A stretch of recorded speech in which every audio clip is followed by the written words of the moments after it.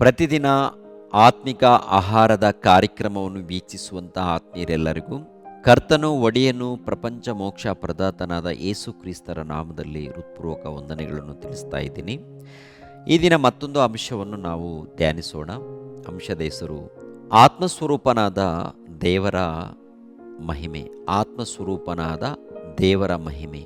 ದೇವರ ಮಹಿಮೆ ಅಂದಾಗ ದೇವರ ಪ್ರಭಾವ, ದೇವರ ಕೀರ್ತಿ, ದೇವರ ಗೌರವ, ದೇವರ ಗುಣಗಳು ಎಂದು ಆ ದೇವರ ಮಹಿಮೆಯನ್ನು ನಾವು ಅನುಭವಿಸ್ತಾ ಇದ್ದೀವ?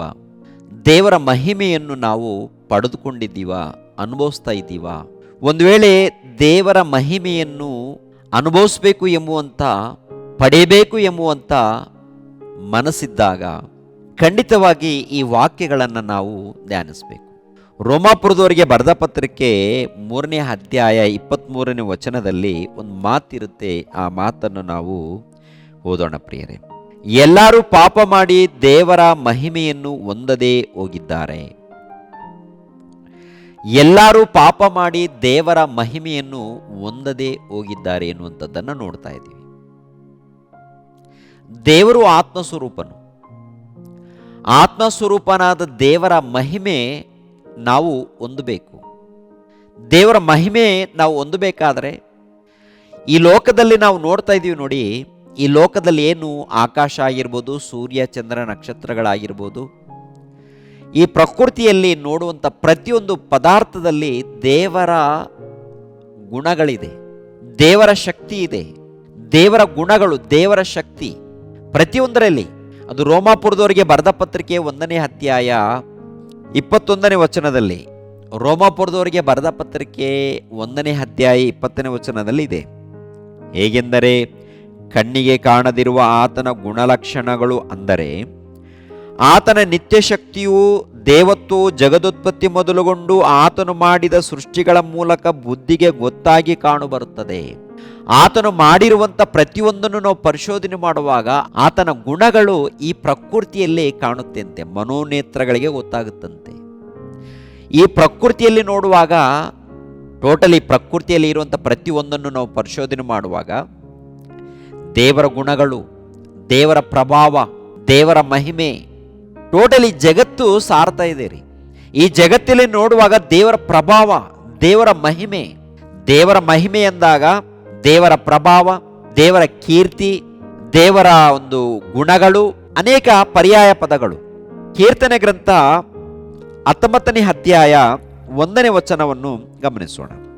ಕೀರ್ತನೆ ಗ್ರಂಥ 19ನೇ ಅಧ್ಯಾಯ 1ನೇ ವಚನದಿಂದ 4ನೇ ವಚನದವರೆಗೆ. ಆಕಾಶವು ದೇವರ ಪ್ರಭಾವವನ್ನು ಪ್ರಚಾರಪಡಿಸುತ್ತದೆ, ಗಗನವು ಆತನ ಕೈಕೆಲಸವನ್ನು ತಿಳಿಸುತ್ತದೆ. ದಿನವು ದಿನಕ್ಕೆ ಪ್ರಕಟಿಸುತ್ತಿರುವುದು, ರಾತ್ರಿಯು ರಾತ್ರಿಗೆ ಹರಿಯುತ್ತಿರುವುದು. ಶಬ್ದವಿಲ್ಲ, ಮಾತಿಲ್ಲ, ಅವುಗಳ ಸ್ವರ ಕೇಳಿಸುವುದಿಲ್ಲ. ಆದರೂ ಅವುಗಳ ಪ್ರಭುತ್ವವು ಭೂಮಿಯಲ್ಲೆಲ್ಲ ಪ್ರಸರಿಸಿದೆ. ಅವುಗಳ ನುಡಿಗಳು ಲೋಕದ ಕಟ್ಟಕಡೆಯವರೆಗೆ ವ್ಯಾಪಿಸಿರುತ್ತದೆ. ನೋಡಿ, ಈ ಜಗತ್ತು ದೇವರ ಗೌರವವನ್ನು, ದೇವರ ಪ್ರಭಾವವನ್ನು, ದೇವರ ಮಹಿಮೆಯನ್ನು ಪ್ರಕಟಿಸ್ತಾ ಇದೆ ಅಂತೆ. ದೇವರು ಆತ್ಮಸ್ವರೂಪನು. ದೇವರು ಇದ್ದಾನೆ, ಎಲ್ಲ ಕಡೆ ಇದ್ದಾನೆ. ಆತನ ಕೃಪೆ ಮೂಲಕ ಟೋಟಲ್ ಜಗತ್ತು ನಡೀತಾ ಇದೆ. ಸೂರ್ಯ ಚಂದ್ರ ನಕ್ಷತ್ರಗಳು ಉರಿತಾ ಇದ್ದಾರೆ ಅಂತ ಹೇಳಿ ಟೋಟಲಿ ಜಗತ್ತು ಆತನ ಮಹಿಮೆಯನ್ನ ಪ್ರಕಾಶಪಡಿಸ್ತಾ ಇದೆ ಅಂತ. ಆತನ ಮಹಿಮೆಯನ್ನ ಪ್ರಕಾಶಪಡಿಸುವಾಗ ಈ ಪ್ರಕೃತಿ ಏನ್ರಿ, ಆತನ ಮಕ್ಕಳಾಗಿರುವಂಥ ನಾವು ಆತನ ಮಹಿಮೆಯನ್ನ ಹೊಂದಿದ್ದೀವ. ಈ ಲೋಕದಲ್ಲೇ ಬದುಕ್ತಾ ಇದ್ದೀವಿ ಅಂತಂದ್ರೆ ದೇವರ ಕೃಪೆ ಮೂಲಕ ಬದುಕ್ತಾ ಇದ್ದೀವಿ. ದೇವರ ಕೃಪೆ ಮೂಲಕ ನಾವು ಜೀವಿಸ್ತಾ ಇದ್ದೀವಿ. ದೇವರ ಕೃಪೆ ಮೂಲಕ ಜೀವಿಸುವಂತ ನಾವು ಆತನ ಮಹಿಮೆಯನ್ನ ಅರ್ಥ ಮಾಡಿಕೊಂಡಿದ್ದೀವ, ಹೊಂದಿಕೊಂಡಿದ್ದೀವ, ಪಡೆದುಕೊಂಡಿದ್ದೀವ. ಈ ಲೋಕದಲ್ಲಿ ಅನುಭವಿಸ್ತಾ ಇದ್ದೀವಿ. ಅನುಭವಿಸುವಂತ ನಾವು ಪ್ರತ್ಯೇಕವಾದಂಥ ಮಹಿಮೆ, ದೇವರ ಮಹಿಮೆ, ಪ್ರತ್ಯೇಕವಾದಂಥ ದೇವರ ಮಹಿಮೆಯನ್ನು ನಾವು ಅನುಭವಿಸ್ಬೇಕಾದ್ರೆ ಯೇಸು ಕ್ರಿಸ್ತರನ್ನ ಅಂಗೀಕರಿಸಿ ವಾಕ್ಯಕ್ಕೆ ಒಳಪಟ್ಟು ವಿಧೇಯರಾಗಿ ಭಕ್ತಿಯಿಂದ ನಡ್ಕೊಂಡಾಗ, ವಾಕ್ಯಕ್ಕೆ ಒಳಪಟ್ಟು ವಿಧೇಯರಾಗಿ ಬದುಕಿದಾಗ ಆ ದೇವರ ಮಹಿಮೆಯನ್ನ ನಾವು ಹೊಂದಿಕೊಳ್ತೀವಿ ಪ್ರಿಯರೇ. ಅಪೋಸ್ತಲರು ದೇವರ ಮಹಿಮೆಯನ್ನು ಹೊಂದಿಕೊಂಡಿದ್ದಾರೆ, ಪಡೆದುಕೊಂಡಿದ್ದಾರೆ. ಆನಂತರ ಅವರು ಅನುಭವಿಸಿದ್ದಾರೆ. ಅದೇ ಪ್ರಕಾರ ಪ್ರತಿಯೊಬ್ಬರು ಕೂಡ ದೇವರ ಮಹಿಮೆಯನ್ನು ಪಡೆದುಕೊಳ್ಳ್ರಿ ಅಂತ.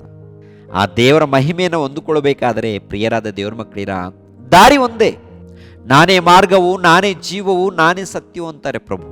ಆತನ ಮಾರ್ಗದಲ್ಲಿ ಬಂದು ವಿಧೇಯರಾಗಿ ಭಕ್ತಿಯಿಂದ ನಡ್ಕೊಂಡಾಗ, ವಾಕ್ಯಕ್ಕೆ ಒಳಪಟ್ಟು ಭಕ್ತಿಯಿಂದ ನಡ್ಕೊಂಡಾಗ ಆ ಮಹಿಮೆಯನ್ನು ನಾವು ಪಡ್ಕೊಳ್ತೀವಿ. ಆ ಮಹಿಮೆಯನ್ನು ನಾವು ಅನುಭವಿಸ್ತೀವಿ. ದೇವರ ಮಹಿಮೆಯನ್ನು, ದೇವರ ಪ್ರಭಾವವನ್ನು ನಾವು ಅನುಭವಿಸ್ತೀವಿ. ಅನುಭವಿಸಿ ಆನಂತರ ಇತರರಿಗೆ ನಾವು ಪ್ರಕಟಿಸ್ತೀವಿ ಪ್ರಿಯರೇ. ಹಾಗೆ ಪ್ರತಿಯೊಬ್ಬರೂ ದೇವರ ಮಹಿಮೆಯನ್ನು ಹೊಂದಿಕೊಂಡು ಈ ಲೋಕದಲ್ಲಿ ವಿಧೇಯರಾಗಿ ಭಯಭಕ್ತಿಯಿಂದ ನಡೆದಾಗ ಸಮಾಧಾನ ಇರುತ್ತೆ, ಸಂತೋಷ ಇರುತ್ತೆ, ನೆಮ್ಮದಿ ಇರುತ್ತೆ. ಆತನ ಧ್ಯಾನದಲ್ಲಿ, ಆತನ ಆಲೋಚನೆಯಲ್ಲಿ, ಆತನ ಸಹವಾಸದಲ್ಲಿ ಜೀವಿಸುವಾಗ ಅದು ಅದ್ಭುತವಾದಂಥ ಜೀವನ. ಇಂಥ ಅದ್ಭುತವಾದಂಥ ಈ ಜೀವನವನ್ನು ಪಡೆದುಕೊಂಡು ಭಯ ಭಕ್ತಿಯಿಂದ ನಾವು ಜೀವಿಸೋಣ. ದೇವರ ಪ್ರೀತಿಯನ್ನು, ದೇವರ ಮಹಿಮೆಯನ್ನು ಅನುಭವಿಸಿ ಆ ಒಂದು ಮಹಿಮೆಯನ್ನು ಇತರರಿಗೆ ಸಾರೋಣ, ಇತರರಿಗೆ ಪ್ರಕಟಿಸೋಣ ಪ್ರಿಯರೇ. ತಲೆಬಾಗಿಸಿರಿ, ಪ್ರಾರ್ಥನೆ ಮಾಡೋಣ. ನಮ್ಮನ್ನು ಬಹಳವಾಗಿ ಪ್ರೀತಿಸುವಂಥ ನಮ್ಮ ತಂದೆಯಾದ ದೇವರೇ, ನಿಮಗೆ ಕೃತಜ್ಞತೆಗಳು, ಸ್ತೋತ್ರಗಳು. ನಿಮ್ಮ ಮಹಿಮೆಯಿಂದ ಈ ಲೋಕ ನಡೀತಾ ಇದೆ ತಂದೆ.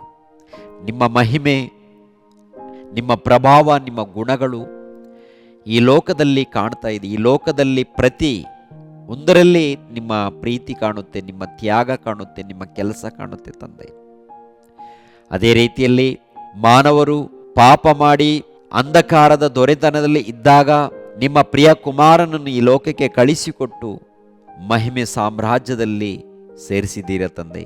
ಅನೇಕರನ್ನು ಸೇರಿಸ್ಕೊಳ್ತಾ ಇದ್ದೀರಿ ತಂದೆ. ಅದಕ್ಕೆ ನಿಮಗೆ ಕೃತಜ್ಞತೆಗಳು, ಸ್ತೋತ್ರಗಳು. ಈ ಕಾರ್ಯಕ್ರಮವನ್ನು ವೀಕ್ಷಿಸುವಂಥ ಪ್ರತಿಯೊಬ್ಬರನ್ನು ಆಶೀರ್ವದಿಸಿ, ಎಲ್ಲರನ್ನು ಬಲಪಡಿಸಿ, ಪ್ರತಿಯೊಬ್ಬರು ತಿಳಿದುಕೊಂಡು ನಿಮ್ಮ ಧ್ಯಾನದಲ್ಲಿ, ಭಕ್ತಿಯಲ್ಲಿ ಜೀವಿಸುವಂತೆ ಸಹಾಯ ಮಾಡಿ. ಯೇಸು ಪವಿತ್ರ ನಾಮದಲ್ಲಿ ಬೇಡ್ತಾ ಇದ್ದೀನಪ್ಪ ತಂದೆಯೇ, ಆಮೇನ್. ನಮ್ಮ ತಂದೆಯಾದ ದೇವರ ಪ್ರೀತಿಯು, ನಮ್ಮ ರಕ್ಷಕನಾದ ಯೇಸು ಕ್ರಿಸ್ತರ ಕೃಪೆಯು, ಪವಿತ್ರಾತ್ಮನ ಅನ್ಯೋನ್ಯ ಸಹವಾಸವು ಸದಾಕಾಲ ದೇವರ ಜೊತೆಯಾಗಿದ್ದು ನಡೆಸಲಿ. ಆಮೇನ್. ಎಲ್ಲರಿಗೂ ಧನ್ಯವಾದಗಳು.